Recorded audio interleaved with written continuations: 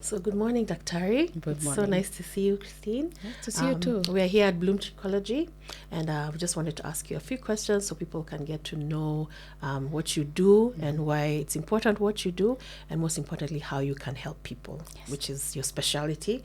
I am personally one of your clients, and now and I can sit here and testify that indeed Bloom is what it says it is. So I think for the benefit of other people, you can just begin by telling us what trichology is, what a trichologist is, and why it's important, why it's an important field today. Okay. So my name is Trish Kinoti. I am a trichologist, and I am so glad to be here. It's been a journey of trying to come here and make this video. Thank you so much for being here. So a trichologist is a specialist who really studies hair and scalp issues that affect hair and scalp, why our hair thins, why our hair breaks, and shedding, and then the diseases that affect the scalp. So we study all that, and we try to bring, It's okay. Yeah. So we study all that and try to bring confidence to clients, our clients. And really, hair is very important. Yes, it is. To both, women and men. Yes. And when we start losing hair or having issues with the scalp, with the stagnation of hair growth, with a lot of dandruff on the scalp, then we are affected emotionally, psychologically. So we come in and we are here to help to bring back that confidence in the clients. Well, that's really wonderful. Yeah. So someone can wonder, I think we are as a society and and physicians in general, by the time it gets to the hair, people are so focused, for example, on your physical body. So more often than not, our scalps are very neglected in our hair.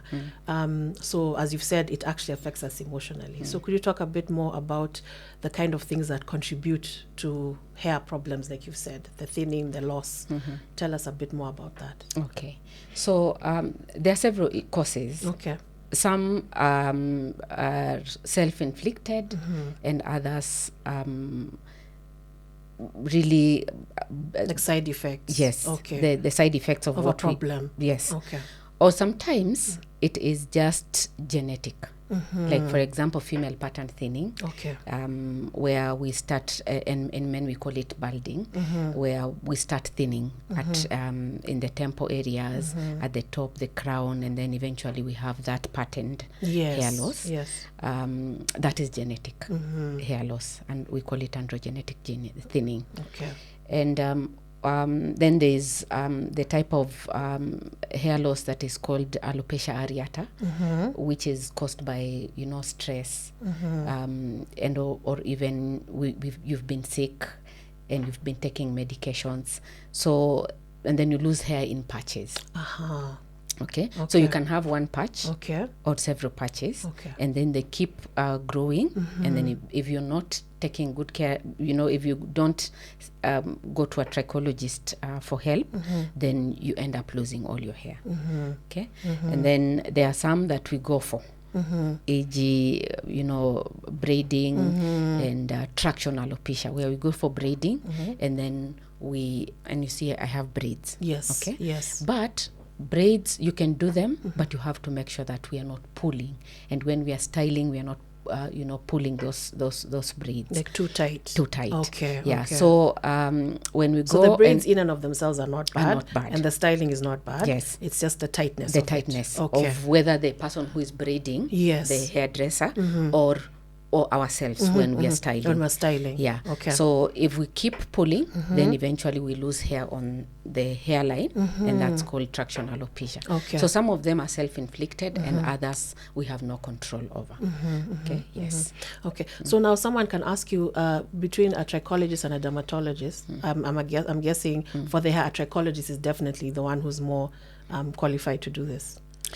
Okay, we cannot say we are like more qualified. So a dermatologist has studied skin.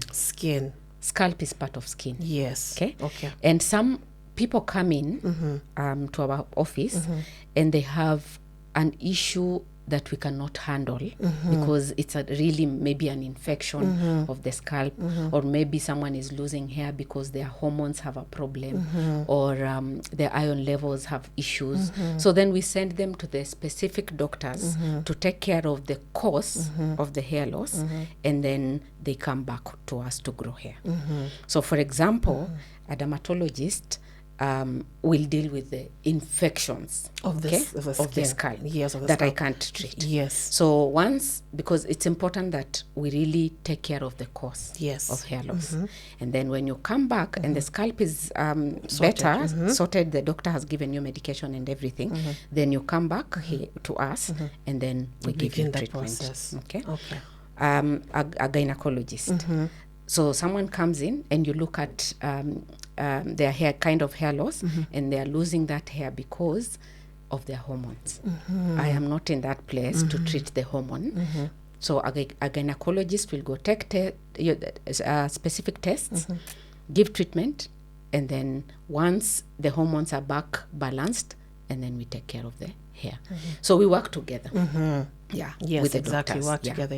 It's important, I think, for people to understand that, so that when they come, they have realistic expectations on both sides. So for example, you can go to a dermatologist and then come back, circle back and come back to restore the hair, and vice versa. You can find something that is wrong with the scalp, and then you send them back and then they come back. And I've actually gotten a lot of referrals from doctors as well. The clients that they have seen and they have settled their issue, but the hair is still not doing well, and then they come here, we do treatment to them, and then the hair starts growing. Perfect. So you work in tandem together as professionals. That's good. Okay. Now you mentioned about female pattern borders. I think talk a bit about that, because I think men, we know that one, and for men in society it's more acceptable to walk around, shave. The answer is to shave. Not all of them, but it's okay for them to shave, walk around and look like a nice bald man. But for women, I think for us, hair is so much more significant. Please talk a bit more about that one. Okay. So when a client comes in with a female pattern hair loss, that just means that it's pattern because it's taking a pattern. Okay. It just takes a pattern in the areas where men bald. But for us, it's more of thinning. But if we take more time without looking for intervention, then we eventually bald.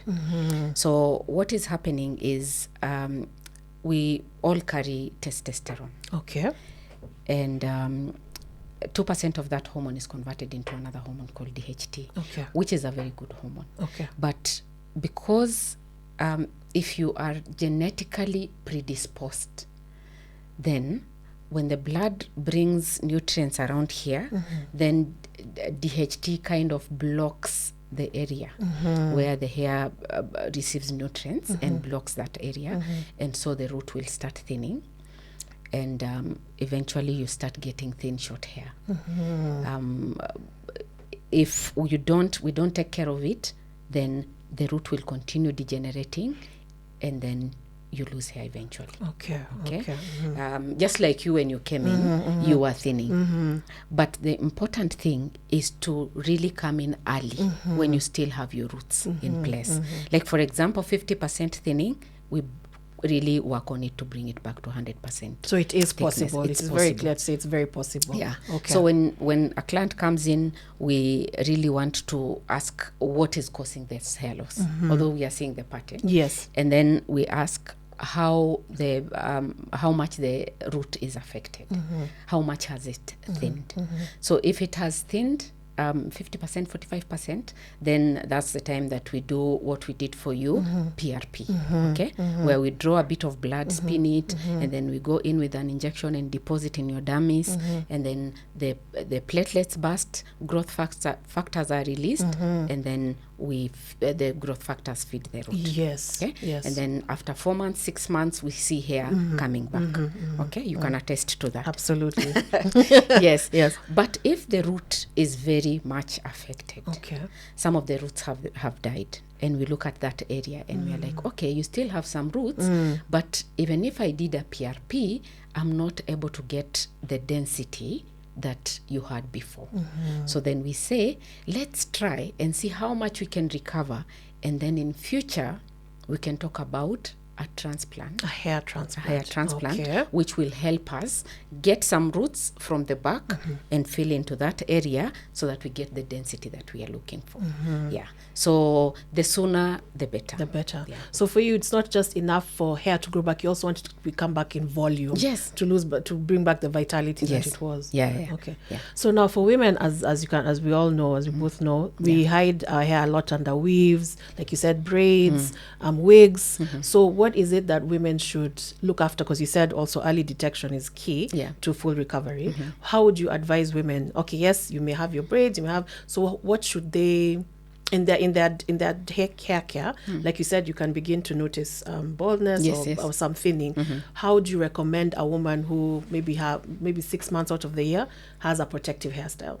What would you tell them? How would you advise them, maybe when they're in the mirror, what to look out for, like the signs? Because sometimes for us, I think we wait until it's too late. We could do back-to-back braids, back-to-back weaves, like that. So what can you advise women in between that as a way to look out for these signs? So the first important thing is to know your hair and your scalp. So that means even if you're going to the salon, you still can understand your hair pattern, your scalp health, so that in case there's something that is happening, you can detect it. Okay. So, for example, someone has had a very relaxed scalp, no itchiness, no dandruff, no shading, and then eventually you start seeing that happening. Like when you comb your hair, you're seeing a lot of hair on the floor or on the sink, or your comb is being choked. There's a problem there. Okay. You're starting to feel itchy. Tenderness. When you're combing, you really feel your scalp is tender. That's the time to start noting that there's a problem. Okay. And that's the best time to come. Okay. But when we start seeing hair shedding, most of us resolve to braiding. Yes. Okay? Yes. A very small percentage has shaved their hair. Like, let me shave and see if it grows back better. Yes. And then they shave, and when the hair starts growing, we continue with the same. Because we haven't addressed the issue. Yes. We've just shaved the hair. Yeah. Okay. Yeah. So most of them start braiding. And some even put weaves on. And they keep those weaves on for 3 months, 4 months. Absolutely. And we understand why they are doing that. So it is important that you come in, we start addressing the issue while you take care of your hair. So don't just run away to braiding to hide whatever is happening. Yes. Okay. Or to start looking for different oils, shampoos, concoctions. Yes. You keep changing shampoos. The issue is not a shampoo. Okay. You continue changing oils. Issue is not oils. There's an issue that needs to be addressed, and we are here.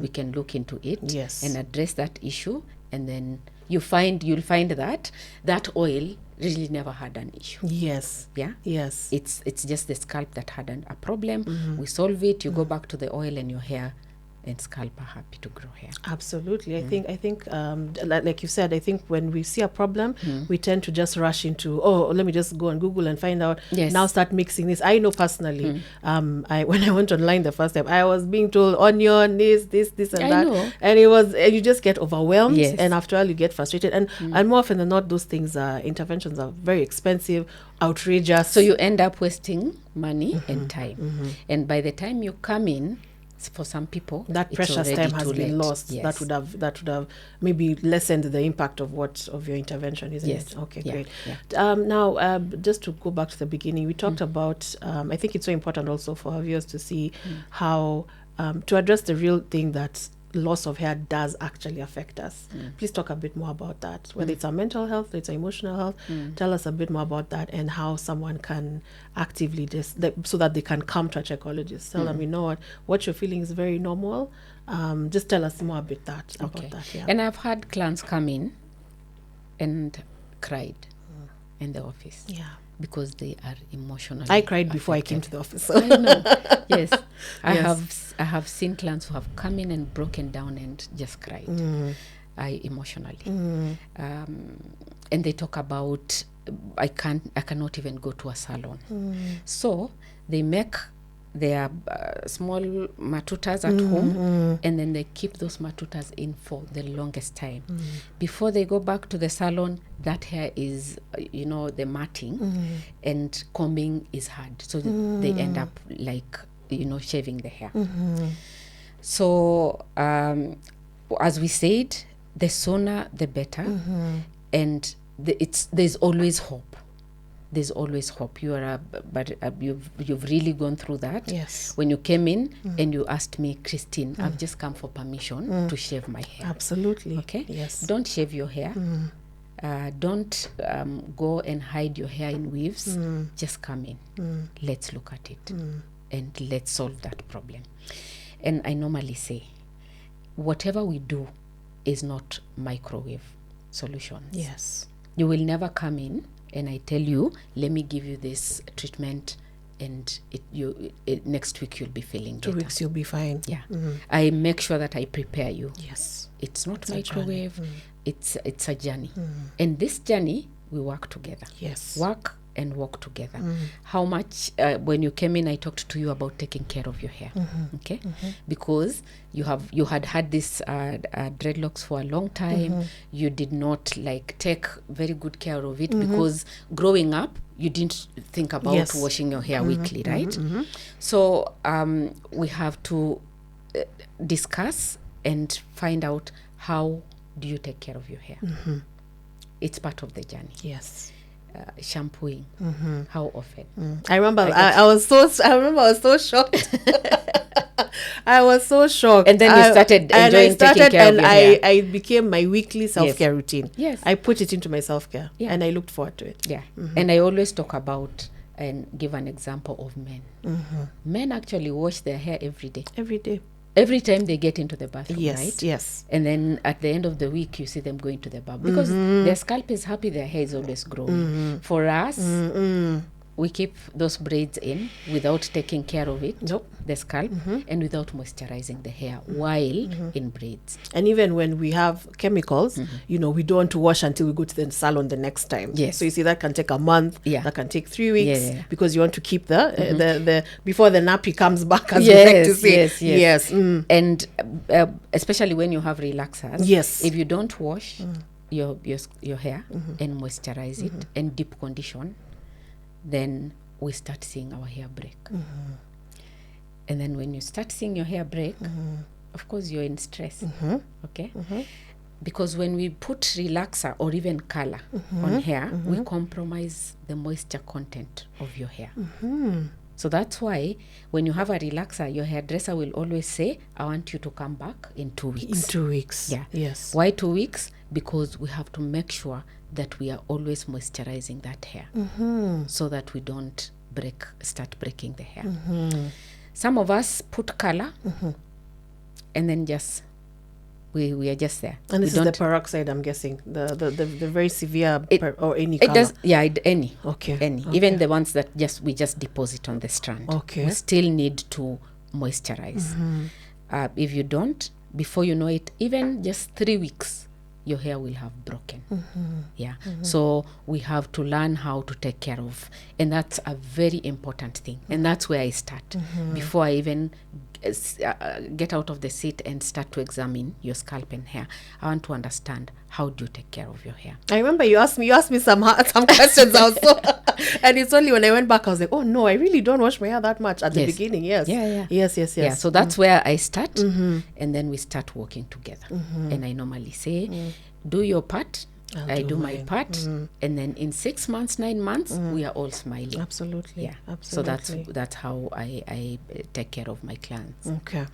And I can definitely attest to that one. I remember you asked me long questions, and I was it's because your questions actually force self-reflection, and I know for me, I was so surprised. I was like, wow, I mean, I believed I really did take care of my hair, but until you actually asked me, how often do you wash, I was like, maybe 3 weeks. You're like, a week. I'm like, a week? Yes. How is that even possible? Yes. And yet I can tell you the truth, once I noticed the difference. And Mm-hmm. even now, and even how you taught me about how to dampen the hair, to moisturize, Yes. things that we just had no idea about. And I'm really grateful for that, Doctor. And it's continued until now. It really, as it should, as it should, because you're good at what you do. You're good at what you do.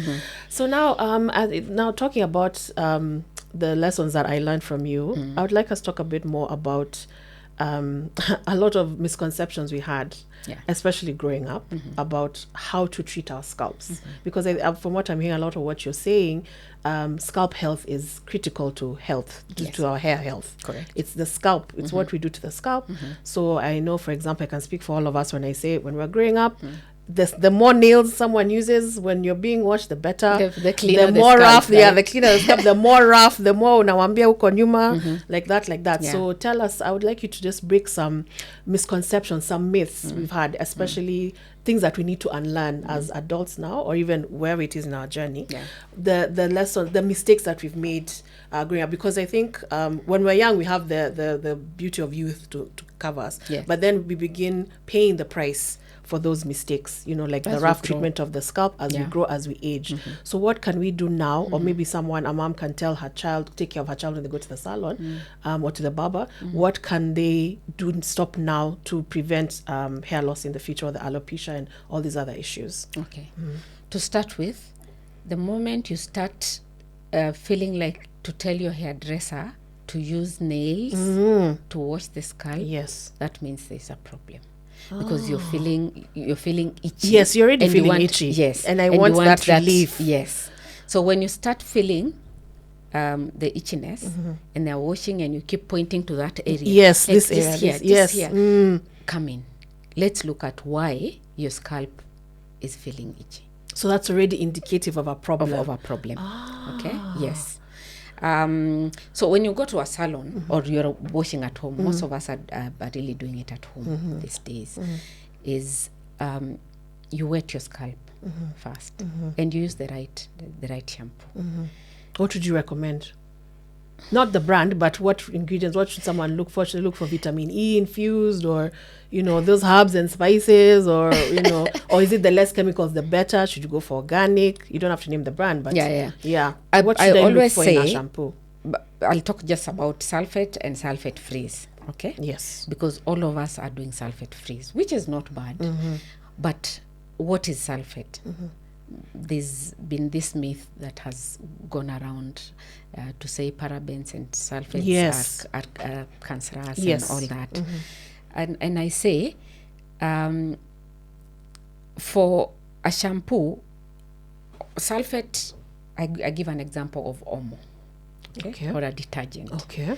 So if you have been eating nyama and you poured soup on your blouse, will you look for fabric softener, or you look for that detergent to wash? I'll look for the detergent, right? Yes. So if you keep your hair out for let's say 2 weeks plus, you have your sweat, your sebum, the natural oil. Okay. You put a bit of oil on the scalp, you sweat, and then you have the normal dead cells from the scalp. You need a good shampoo to get rid of all that.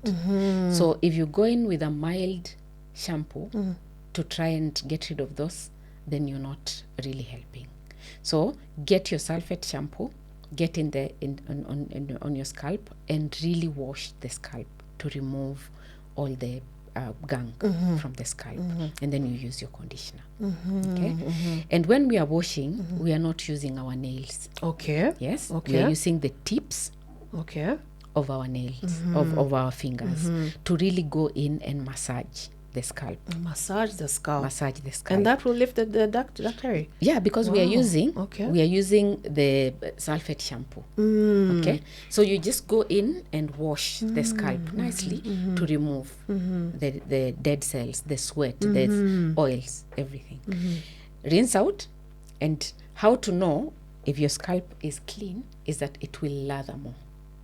Okay. So if you put shampoo and you're not seeing enough lather, means that you had a lot of that build up, and you need to put another round of shampoo and wash and then rinse out. Then after that, we put the conditioner. Shampoo is for the scalp, really. Okay. But our hair always benefits, right? But mostly shampoo is for cleaning the scalp. Then the conditioner is for your hair. Mostly the mid to end.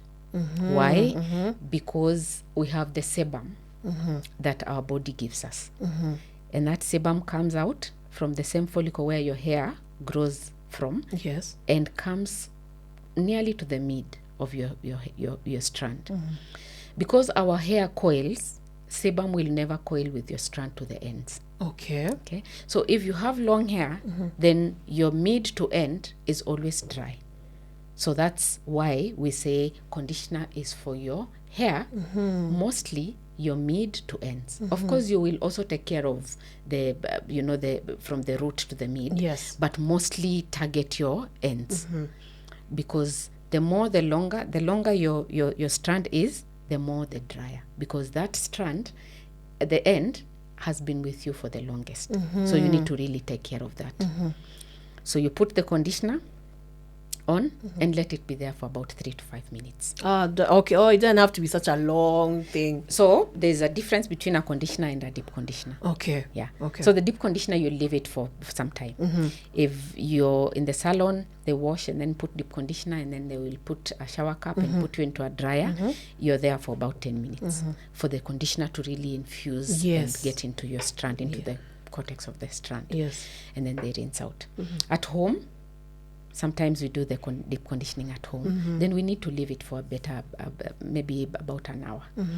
Because then at home we are using the heat that our body produces to get that deep conditioner to work. But don't come in and tell me, I thought, let me just sleep with the deep conditioner. It's tempting. It can be tempting. Yeah, so that now it really works. It really works, yes. No, we just leave it in for an hour if you're at home, for 10 minutes, 15 minutes at the salon, and then we rinse out. Yeah. Great. Yeah. So thank you so much, Dr. for your time. Yeah. It was so much fun to talk to you. I know there are so many people out there who have fallen in shock because they're like, I thought I was doing the right thing, but we're never too old to learn. Knowledge is always power. So thank you so much. Thank you for the work you do. Yeah. And we look Asante forward sana. to extending our conversation even more. Yeah. I'm glad. Thank you. Yeah.